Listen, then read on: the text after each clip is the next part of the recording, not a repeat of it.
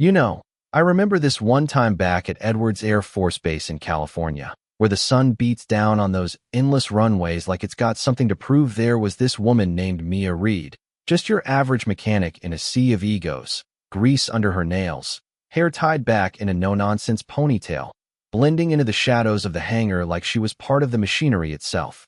Folks around her, pilots, techs, the whole crew, they treated her like she was invisible, or worse, a punchline, whispering behind her back about how she was just a wrench turner, too plain, too quiet, never gonna amount to more than fixing fuel lines while the real hotshots soared overhead.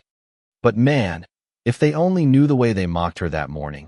It was like kicking a hornet's nest without realizing it, because Mia wasn't just hiding from the spotlight. She was carrying a ghost that had been haunting her for a decade, and it was about to come roaring back. It started like any other day in that massive hangar, the smell of jet fuel hanging thick in the air, engines humming in the background, and Mia bent over an F-35's underbelly, her hands moving with this quiet precision that nobody ever noticed or cared to. There was this guy, Kyle, a cocky logistics clerk with a perpetual sneer, always dropping names like he was buddies with the top brass, sauntering over with his clipboard like he owned the place, and he leans in close, voice dripping with that fake pity.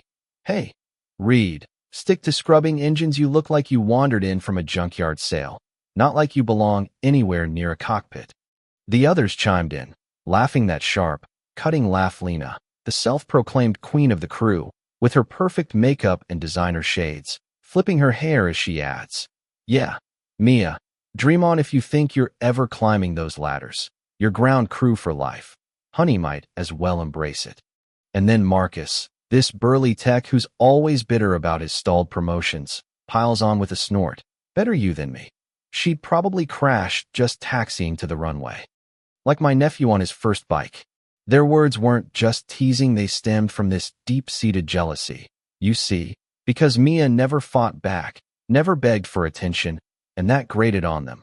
Kyle resented her because she'd fixed his screw-ups more times than he could count without rubbing it in.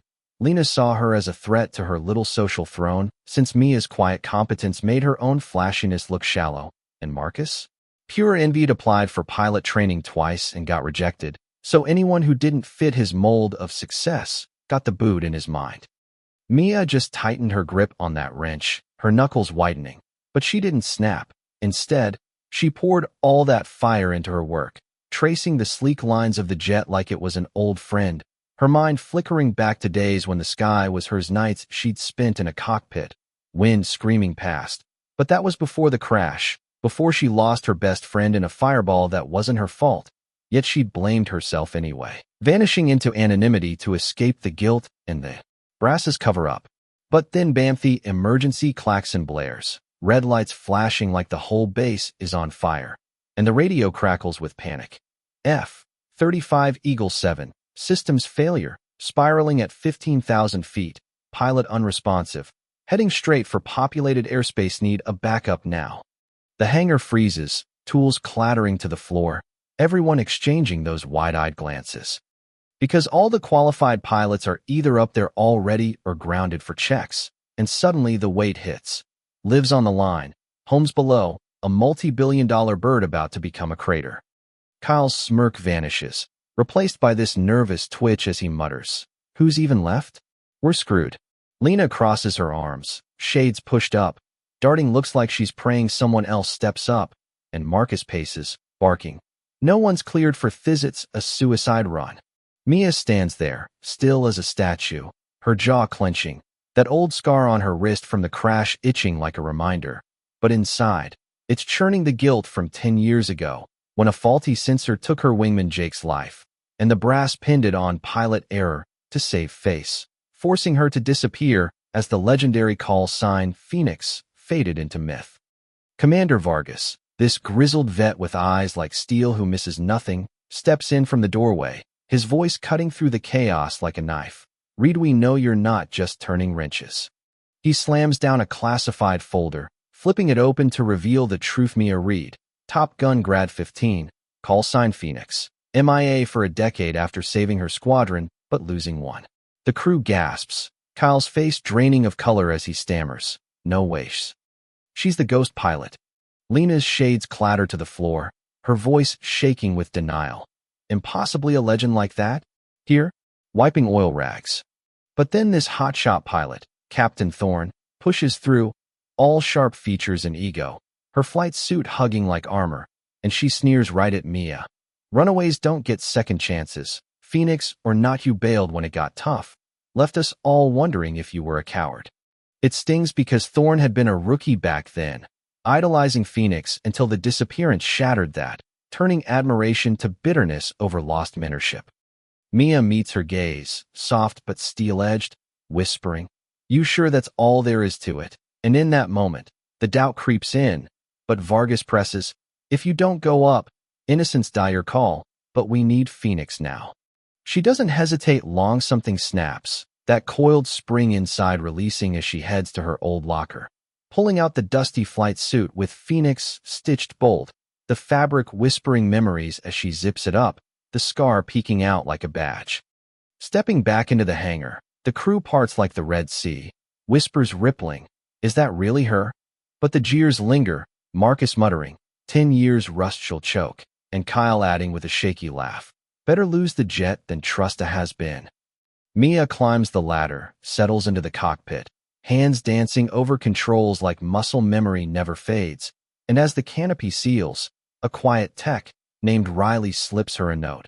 "You've got this," Phoenix always did. The engines roar, shaking the ground, her voice over the radio steady as rock. "Eagle 9, ready for takeoff, let's bring her home." Up there, it's pure chaos, the failing jet twisting like a wounded animal, smoke trailing. But Mia maneuvers with inhuman grace, locking signals, overriding systems, her mind flashing to that fatal day, whispering to herself, "Not again, not on my watch," guiding it down safe. The pilot's weak, "Thanks, stranger," crackling through. Back on the tarmac, cheers erupt, but not from everyone. Thorne stands aside, arms crossed, muttering to Vargas, "Luck, not skill, still the one who ran."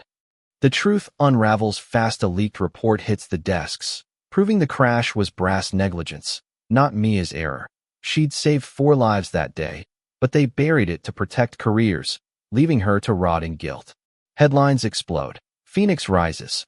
Lost ace clears name, saves the day, and the base shifts. Giles quietly fired for harassment, logs piling up. Lena's endorsements vanish amid backlash screenshots. Marcus demoted for his role in the toxic vibe. Mia doesn't gloat. She just packs her tools, a small nod to Vargas's salute. "Welcome back." And as she walks out, her husband Alexa, low-key tech mogul whose quiet pull had shielded her all these years, joins her, hand on her shoulder, making the doubters shrink. But here's the thing that sticks with Mia: is it right for the brass to cover it up, saving face over truth? Or should Mia have fought back sooner instead of hiding? Leaves you wondering about justice in those high-stakes worlds, right? If this hits home, if you've ever been written off, buried under someone else's ego, drop a like. Share your own story in the comments. Was Mia a hero for enduring in silence? Or should she have scorched earth from the start? What's fair in a cutthroat crew like that? Hit subscribe for more real talk tales that cut deep, and let's chat about where the line is between forgiveness and payback.